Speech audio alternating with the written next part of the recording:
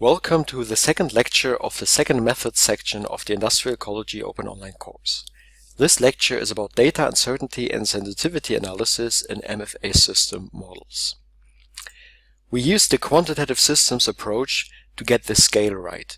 We solve the systems to learn which flows and stocks are big and which ones are small, to just understand where the real problems and real impacts in the system are. But we want to go one step further. We not only want to learn about what is big and what is small, we also want to learn how the system changes if we change certain parameters or certain input data or process descriptions. And this understanding of the change of the system is closely related to our understanding of the uncertainties in the data and the sensitivity of results to changes in the system parameter.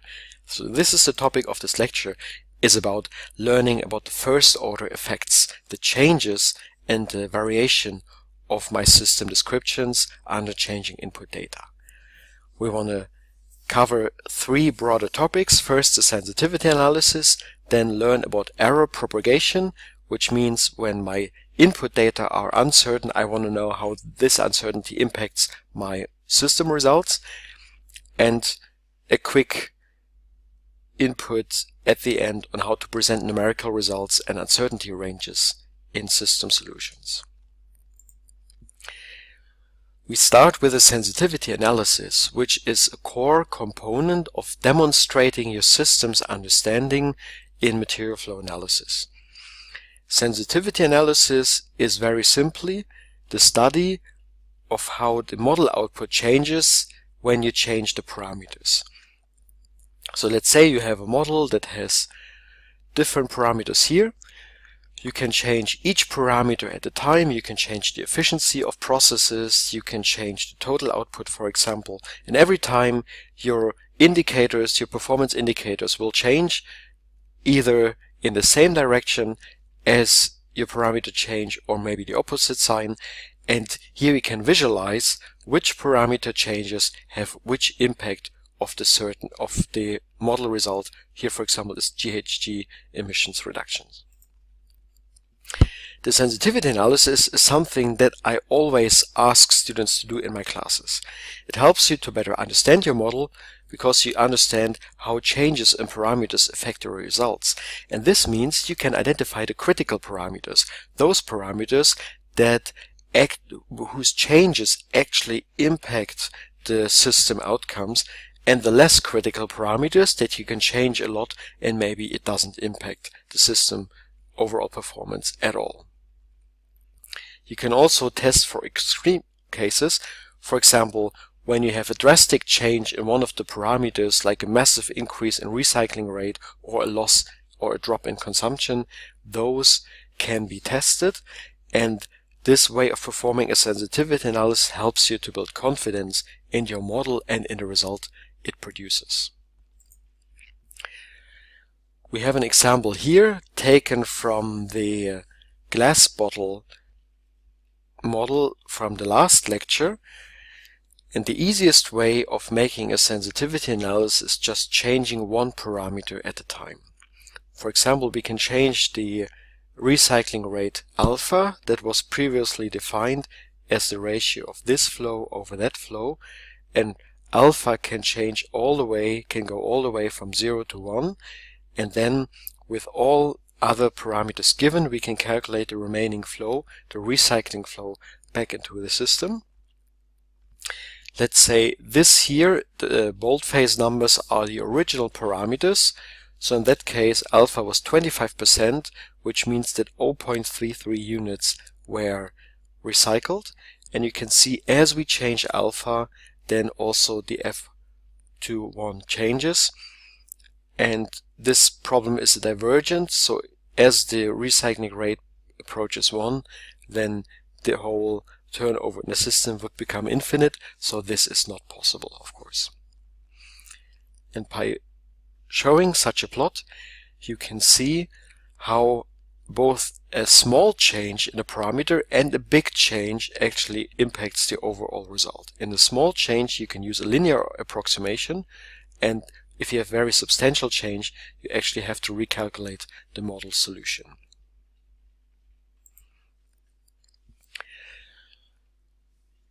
we can use a sensitivity analysis just to explore different system solutions.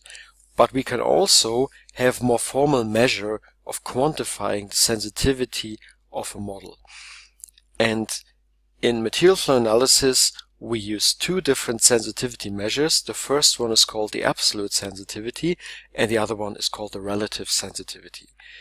The absolute sensitivity is just the partial derivative of a system variable with respect to a certain parameter for which I want to study the sensitivity.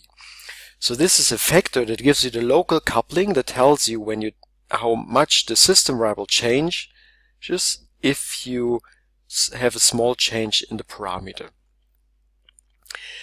The relative sensitivity, also called point elasticity, is the absolute sensitivity times the parameter divided by the system variable.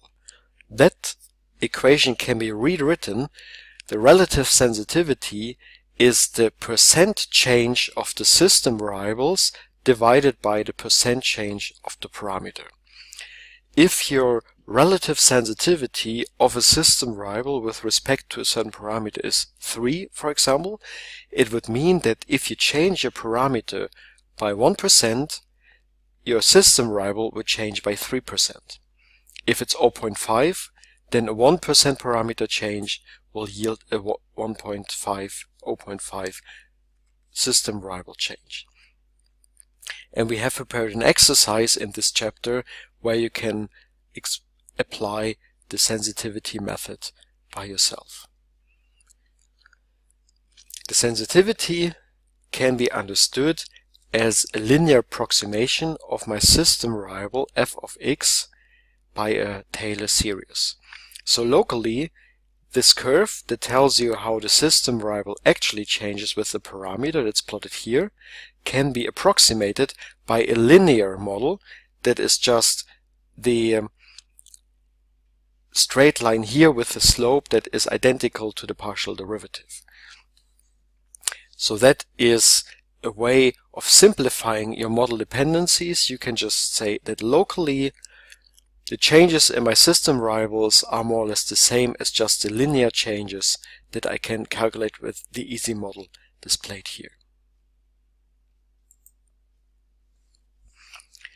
We can take the example from the last lecture, take the equations for the system solution, and quantify the different sensitivities, both the absolute sensitivities and the relative sensitivities, in this case for the example the flow F12,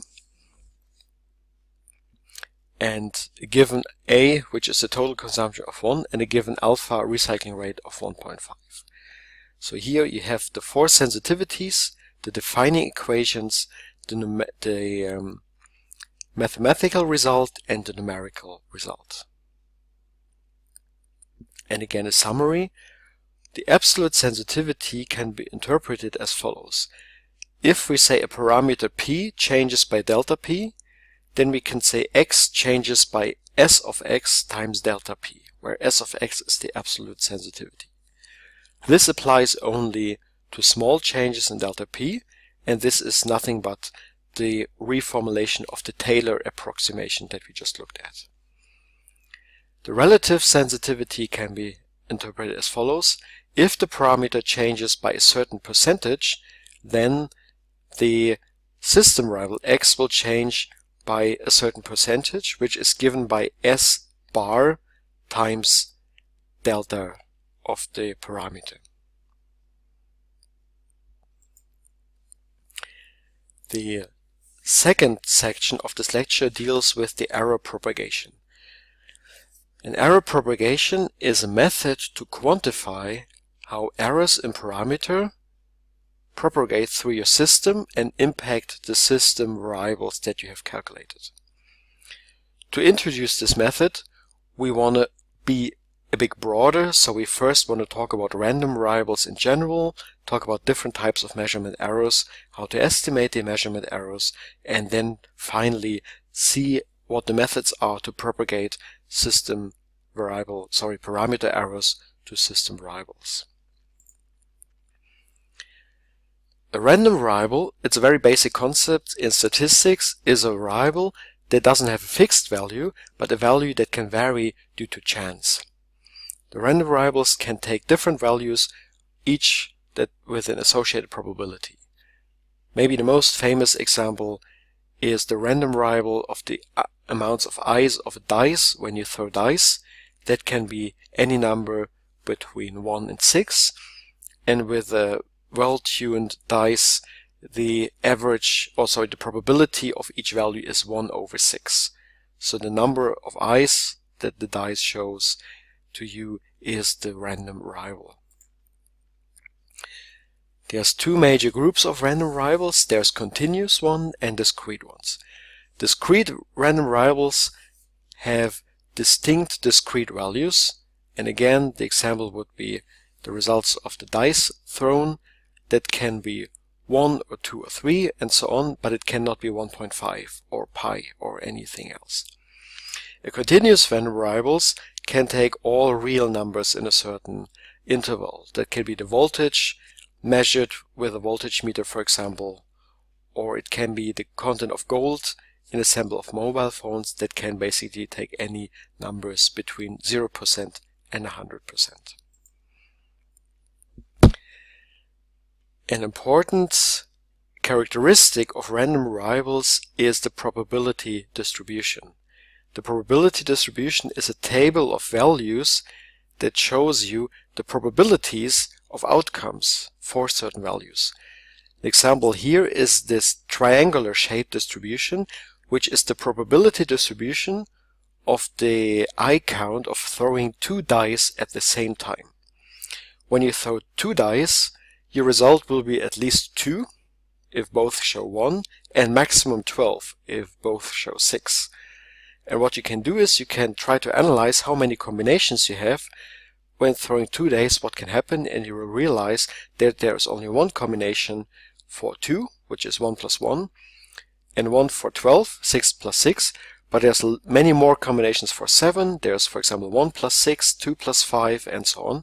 So this is why in the case of 2 independent dices, the 7 is the most likely variable, and there's a linear increase from 2 to 7 and a linear decrease, and this whole connection is shown by the so-called probability distribution. In the continuous case, it looks similar but just continuous. So here you have the outcome of the random variable, the value x on the x-axis, and the respective probabilities, or here it's called probability density, of the random variables on the y-axis. It tells you that values close to this parameter a, which is the mean value of this distribution, appear more frequently than values further away, to the left or to the right. A second important characteristic of random variables is the cumulative distribution function, or CDF. The cumulative distribution function is the integral over the probability distribution function, and it tells you the probability that the random variable will take a value that is less or equal than the point x where you just measured. So as you go from the left to the right, you will see that the probability, the cumulative distribution function approaches 1, which means that the probability that your random variables is below this value on the right here is actually very close to 1. We will now have a look at some examples for random variables. Quite an important one is the uniform distribution.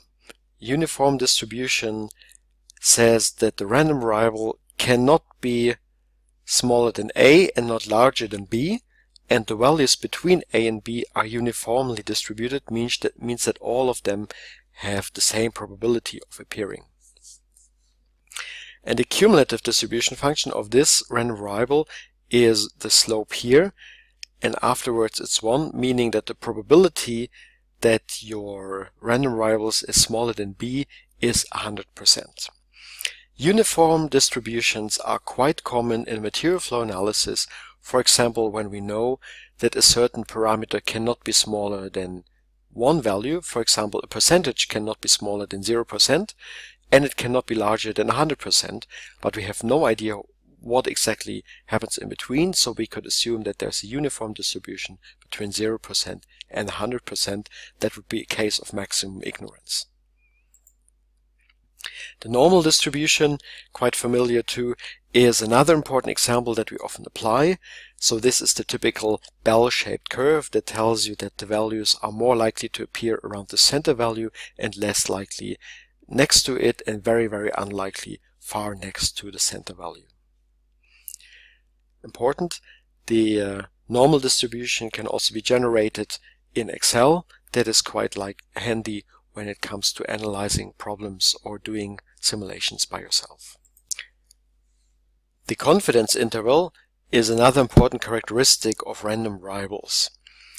When we look at this normally distributed random variables, we can see that the likelihood that we get a number from this blue interval is higher than, for example, getting a number from this green interval, just because these here are more frequent than the green ones. They could almost be regarded as outliers.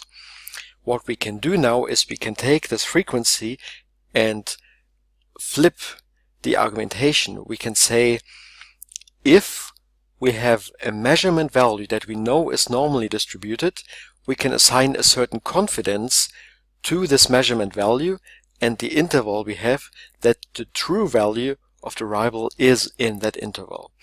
And the actual meaning of that statement is that in, for example, 99% of the intervals we observed, if the experiment is repeated, the actual true value will be contained. So this is the correct interpretation of the confidence interval. It tells you that if we repeat the experiment, we have a certain level of probability that we will capture the true value in our confidence interval. When we measure a parameter or system variables, we have two types of error. The actual measured value is never the true value of the variable that we want to measure. We have systematic errors and we have random errors that apply to our measurement values. The systematic errors are consistent. For example, when your measurement device is miscalibrated, or your specific commodity that you want to report is underreported, then you have always the situation that you do not capture the entire flow. One example is export of scrap. It is likely that not all scrap exports are recorded because either their value is too low or sometimes they have hazardous substances in them, meaning that there are some illegal exports going on and those are not captured. So it's likely that there's a systematic underreporting of scrap exports, meaning that whenever you get numbers, you will see that they are systematically too low. So this is the description of the systematic error. We also have random errors visualized here that tell you when you repeat the experiment, you will have an error that has a certain distribution, that many repetitions will cancel out each other, but there's always a small random derivation from the true error in a specific random direction. An example here from physics.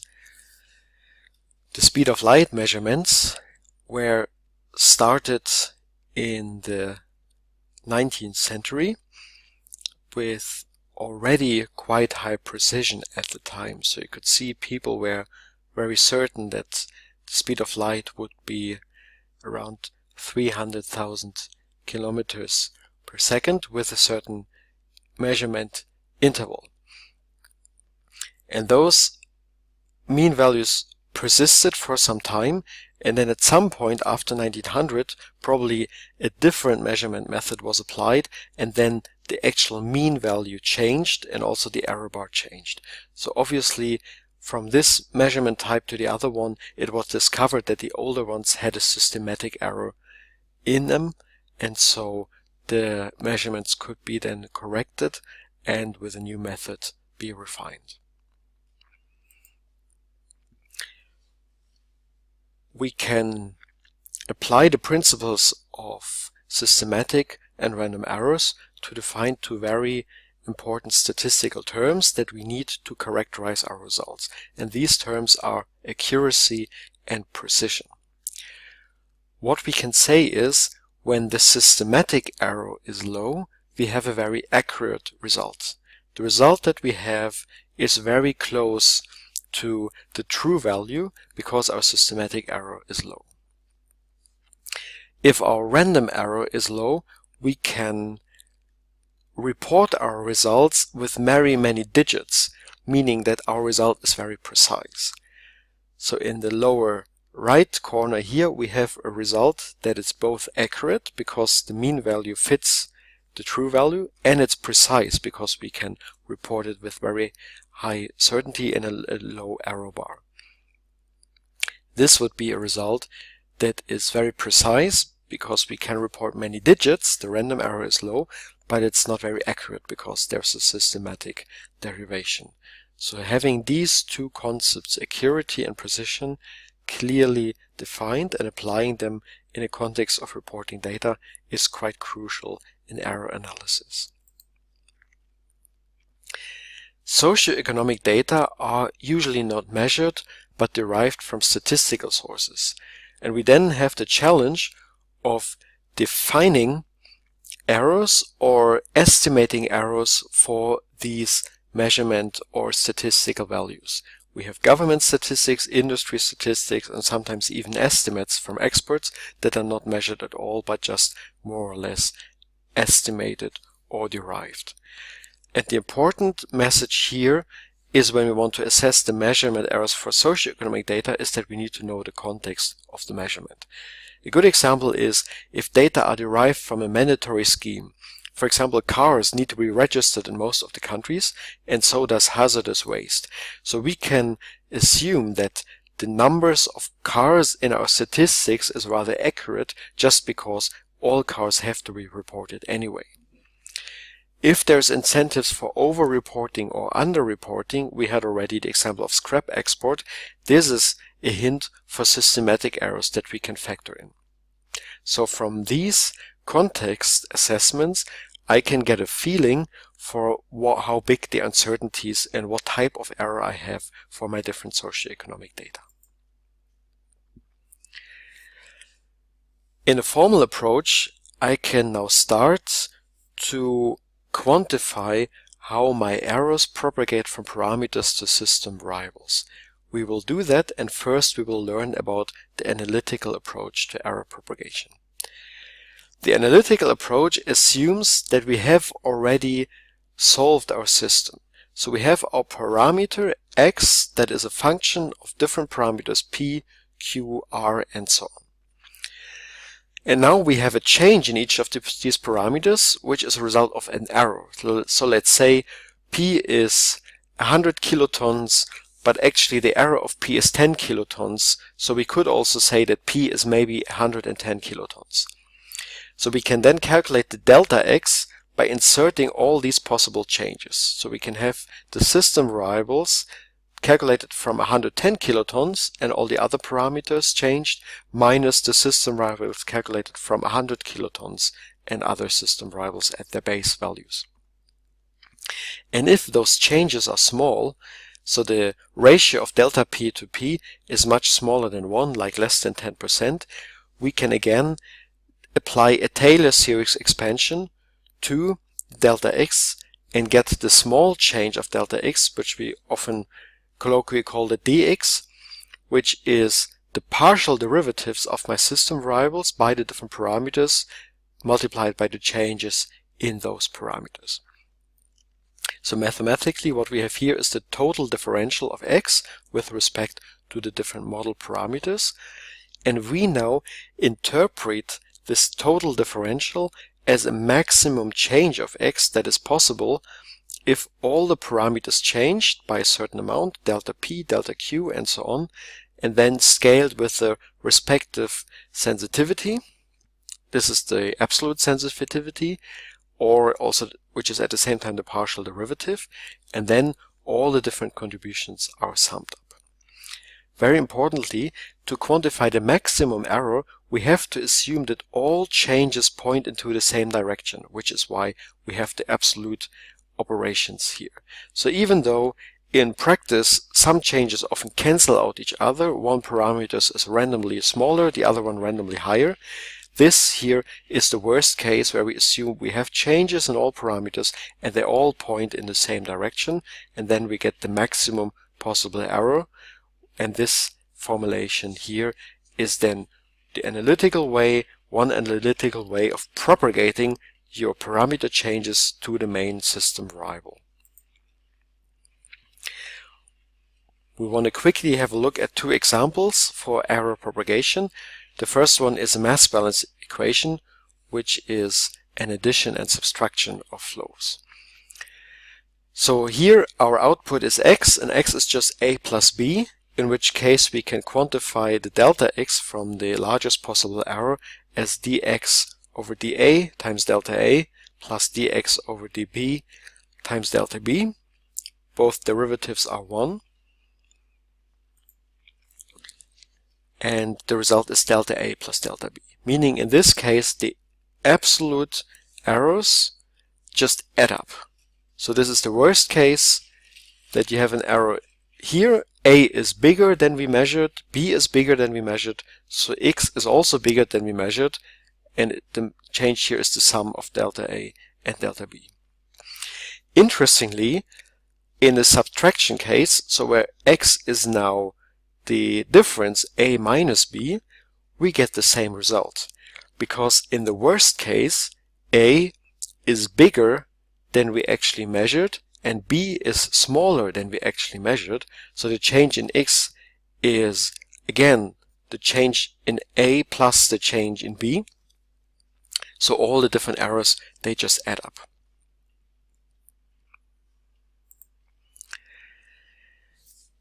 In the case of the multiplication of factors, we can have an interesting observation that we want to demonstrate using the example of the IEPAD equation.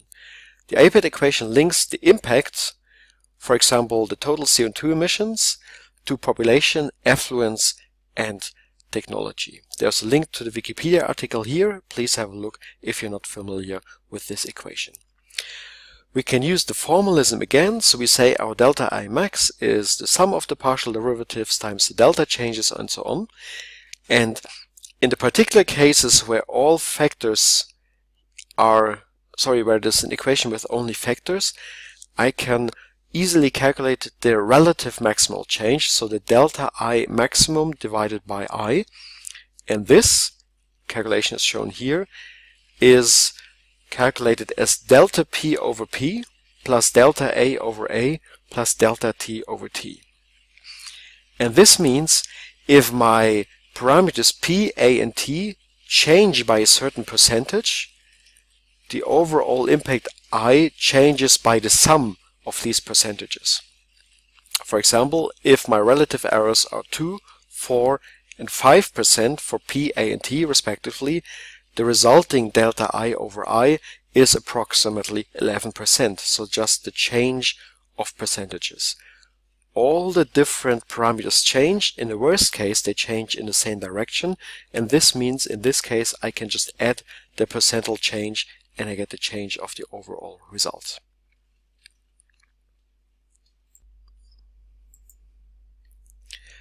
Next to the analytical methods of propagating errors, there's also a numerical method. It's called the Monte-Carlo-Simulation. In the Monte-Carlo-Simulation, I do the same thing, but I use a numerical method to understand how my input variables and their changes affect my model outcome. What I do in a Monte-Carlo simulation is a four-step approach. I first identify what are good probability distributions functions for my model input parameters. Are they normally distributed? Are they maybe uniformly distributed? And then I take those distributions that I estimated and I draw a large number of samples for my parameters. So instead of saying my parameter x Sorry, let's say my parameter A is 10%. I now say I have a sample of 5,000 values that follow a normal distribution of 10 plus minus 2%. And now I have not just a single parameter value for A, but a set of 5,000 samples. And I do draw these sample parameters for all my parameters, not just a single one. And then for each sample, like the first sample for A, this first sample for B, and so on, I calculate the model output. And then I also get 5,000 samples for my model output, each calculated from a set of samples for the different parameters. And then I can take these 5,000 model outputs and also say, hey, this is a sample of model outputs that I generated, and I can apply statistical analysis to this sample. For example, calculating the mean and studying the distribution of these model output sample. So I get then, for example, a histogram here showing that if I sample my parameters according to these distributions, put them into my model one after the other, I get such a distribution for my model outcome. The Monte-Carlo simulation method was developed mostly in nuclear physics at a time where people realized that the models are too complex to have easy analytical solutions to the problem. So people started using computers to study how the different model parameter changes impact the results. And today the Monte-Carlo method is quite central in many fields that use statistical analysis, and it's also quite important in industrial ecology. The good thing about the Monte-Carlo method is it can handle any type and shape of input distribution functions. So if one parameter is normally distributed, the other one has a triangular distribution, the third one is uniformly distributed, you can use the Monte-Carlo method to all these and apply it to all these distributions. There can be any combinations, that's no problem. And unlike the maximum possible error, the Monte-Carlo simulation can also handle large uncertainty ranges. It just takes the different samples and calculates the model output. And of course, if your model is quite comprehensive, the Monte-Carlo may be the right choice, because you can't handle it analytically, but maybe numerically it is feasible. If your model, on the other hand, has a very large computation time, the Monte-Carlo method may not be the most suitable, because you usually have to have at least 1,000 runs. Sometimes people say more than 2,000 or even 10,000 runs to have a meaningful statistical sample, and this is of course not possible if your computation time is very long. The other problem is if some of your parameters are close to borderline cases, that a slight change in your parameter will get a nonsense solution, then this is also maybe a reason not to apply the Monte-Carlo method. But for many practical cases, Monte-Carlo is a good way to explore how your system solution responds to model parameter uncertainties. Here's a few tips for using the Monte-Carlo simulation in Excel, and we have an exercise in this section where you can apply this yourself, so I just gonna let you read the slide.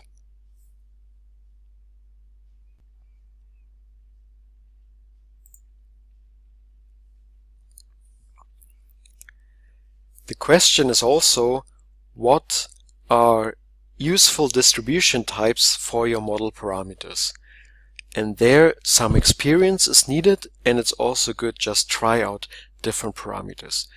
There's a few hints that should be taken into account when choosing parameter distribution. If you have bounded data, so data where you only know that they are within an interval larger than A but smaller than B, but you don't know anything else, then it's good to apply a uniform distribution. You could say within that interval the parameter can take any value and they're all equally probability. If you want to make sure that your data is always non-negative, for example a certain ratio or an efficiency, then a log normal distribution may be suitable. A log normal distribution doesn't have any negative values. If your data are rather certain, then it's usually safe to apply a normal distribution where the data group around the mean value. Here is a tree diagram that gives you decision criteria for selecting certain probability types, either discrete or continuous, and there's also a web link here. I'm just gonna let you read this.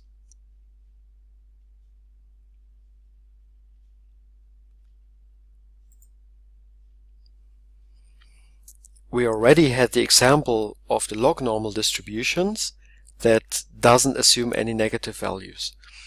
And here I calculated the example. I take a percentage that has a mean of 12% and a relatively large standard deviation of 8%. So colloquially, we would just say this is a random variable with a mean of 12 and a standard deviation of 8. So maybe you would say 12 plus minus 8%. And if you enter those parameters into the normal distribution function of Excel, you realize that roughly 5% of the sample values drawn from the normal distribution with these parameters are negative. So you take these parameters, put them into normal distribution, and roughly 5% of the values are negative. And let's say in this case this is a percentage where this is not possible, maybe it's an efficiency gain, so it must always be positive. Then the normal distribution is maybe not the best distribution to apply because it produces a significant share of negative values. This distribution here is a sample using the same parameters but applying the log normal distribution.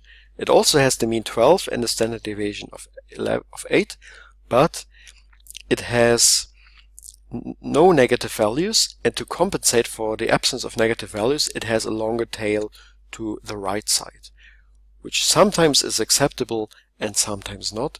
So always make sure that you apply a type of distribution that gives you also the type of results that are reasonable in your specific case. Last, we want to quickly talk about how to report numeric values and errors, not only in material flow analysis, but this applies to science in general. You sometimes read the results of quantitative studies where people report their results with very high precision. So here we have actually 7 significant digits, and this number was developed with a very crude input-output model.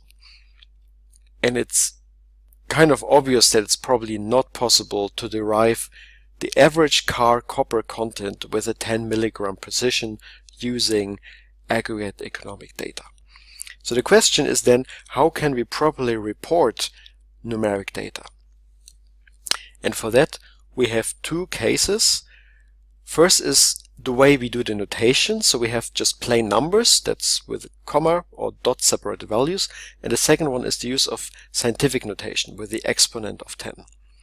So this is one criterion that we have to choose. And the second criterion, the question is, do we actually have an error estimate for our values or don't we have? So in the case where no error estimates available, this is for example the case for most statistical data and the case for most simple model calculations. My recommendation is to not report more than 3 significant digits, or ideally only report 2 significant digits. So instead of reporting 1,733 cars, you would say the number was 1,700 or 1,740. Because often, if we report more digits, we suggest that we have a certain accuracy and precision that is actually not there.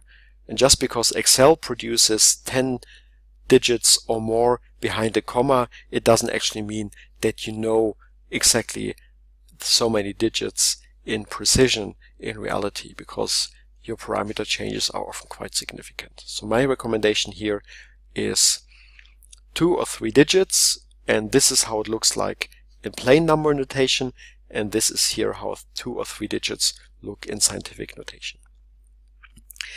When you actually have an error estimate available, the general rule is here that you first round your error and then you adjust the precision of your measurement mean so that both error estimate and main value have the same precision.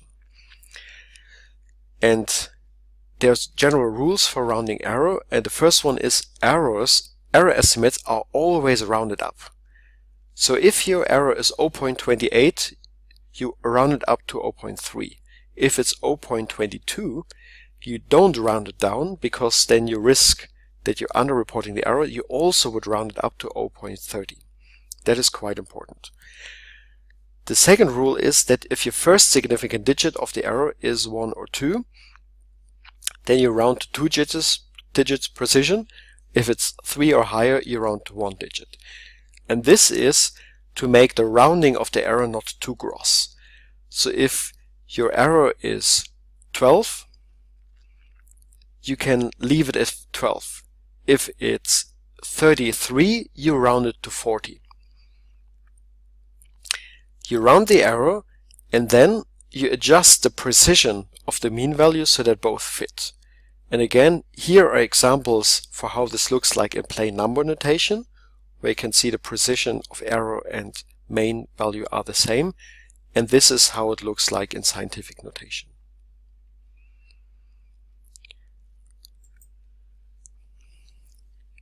This is the last slide with the take-home messages from this lecture.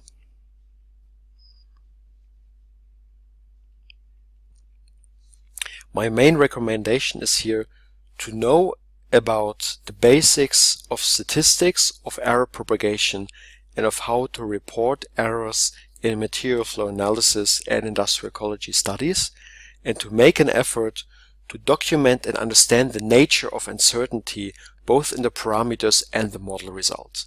This is crucial knowledge both for you to better understand your system and the models on it, and also then to communicate your understanding and the uncertainty of your understanding to your audience.